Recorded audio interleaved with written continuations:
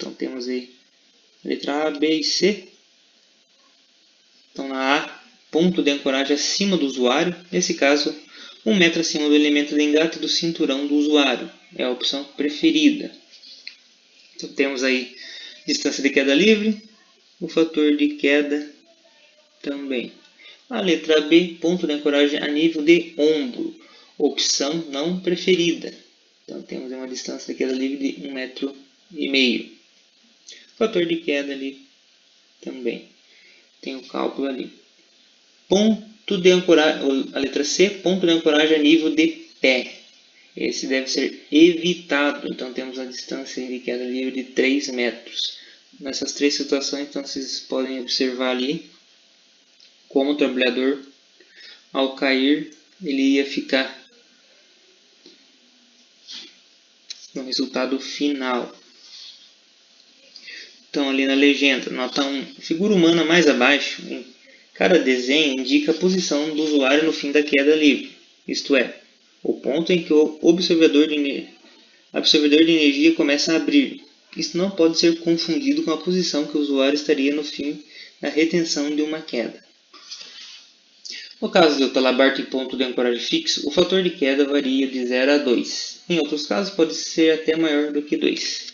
Se antes da queda o trabalhador estiver na postura agachado ou deitado, será necessário acrescentar a variação da altura do centro de gravidade entre a postura antes e depois da queda.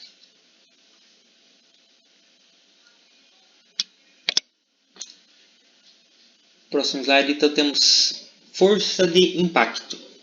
Força dinâmica gerada pela frenagem do trabalhador durante a retenção de uma queda. Então, o seguinte, força máxima aplicável. Maior força que pode ser aplicada em um elemento de um sistema de ancoragem. O próximo, influências externas.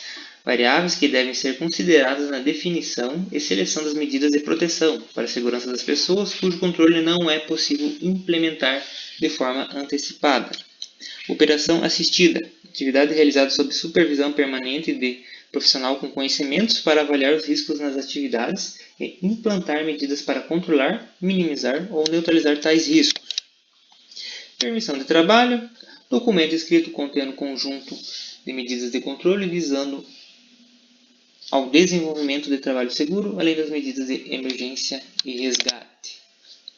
Então temos no próximo slide ponto de ancoragem, parte integrante de um sistema de ancoragem, onde o equipamento de proteção individual é conectado. Profissional de acesso por corda. Profissional devidamente treinado e qualificado em acesso por corda, capaz de executar tarefas requeridas. Daí temos a definição ali, saída da NBR. Profissional legalmente habilitado, trabalhador previamente qualificado e com registro no competente conselho de classe. Riscos adicionais. Todos os demais grupos ou fatores de risco, além dos existentes no trabalho em altura, específicos de cada ambiente ou atividade que, direta ou indiretamente, possa afetar a segurança e a saúde no trabalho. Sistema de acesso por cordas. Sistema de trabalho em que são utilizadas cordas como meio de acesso e como proteção contra quedas.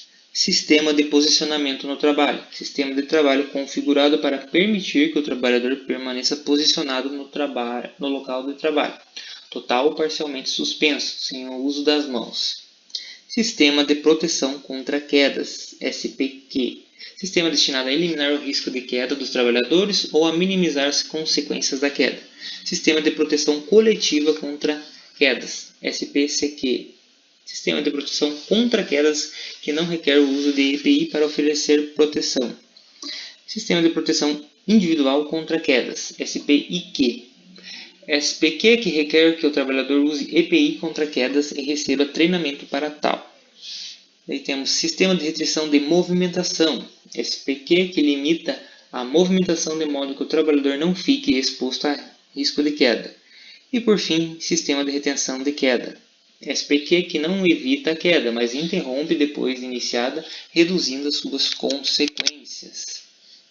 Supervisão remota. Supervisão executada pelo profissional de acesso por corda nível 3 sem estar presente no local de trabalho. A equipe sob supervisão remota deve conter um profissional de nível 2 presente como um dos integrantes no local do trabalho, estando esse sob a supervisão do nível 3. Suspensão inerte. Situação em que o trabalhador permanece suspenso pelo sistema de segurança até o momento do socorro. Talabarte. Dispositivo de conexão de um sistema de segurança, regulável ou não, para sustentar, posicionar e ou limitar a movimentação do trabalhador. Trabalhador qualificado. Trabalhador que comprova a conclusão de curso específico para sua atividade em instituição reconhecida pelo sistema oficial de ensino. Trava-quedas. Dispositivo de segurança para a proteção do usuário contra quedas em operações com movimentação vertical ou horizontal, quando conectado com cinturão de segurança para proteção contra quedas. Aí temos zona livre de queda, ZLQ, região compreendida entre o ponto de ancoragem e o obstáculo inferior mais próximo contra o qual o trabalhador possa colidir em caso de queda, tal como o nível do chão ou o piso inferior. O cálculo do ZLQ necessário depende do EPI e do sistema de ancoragem. Em casos simples, pode-se utilizar a ZLQ informada pelo fabricante do EPI. Em outros casos, como no uso de linhas de vida horizontal, deve ser levada em conta a flecha dinâmica da linha de vida. Seguem exemplos de algumas situações. Então, exemplo de cálculo ZLQ em um SPIQ com talabarte com absorvedor de energia em ponto fixo. Temos a figura 51, exemplo de cálculo ZLQ, conforme foi mencionado ali. Então, comprimento do talabarte, comprimento do absorvedor aberto, distância do elemento de engate do cinturão até o pé da pessoa, no caso 1,5 m, distância de segurança de 1 metro. Então, exemplo de cálculo das LQ, um SPIQ com talabarte com absorvedor de energia em linha de vida horizontal. Então, temos aí o F3, flecha dinâmica de cálculo, a letra A, comprimento do talabarte, a letra B, comprimento do absorvedor de energia totalmente aberto, a C, distância do elemento de engate do cinturão até o pé da pessoa de 1,5 m, a D, distância de segurança 1 metro, determinada aí nas normas NBR 14626 no caso. Temos ali a conta do ZLQ, o cálculo. Então, na figura 52, exemplo desse cálculo do ZLQ, de um SPIQ com talabarte com absorvedor de energia em linha de vida horizontal. Então, com isso, a gente chega ao final da nossa aula sobre glossário da NR35. Vocês podem ver que são várias definições aí que o glossário nos traz, que nos ajuda aí a entender melhor aí o que a NR35 sobre trabalho em altura nos apresenta. E com isso eu fico aqui. Até mais.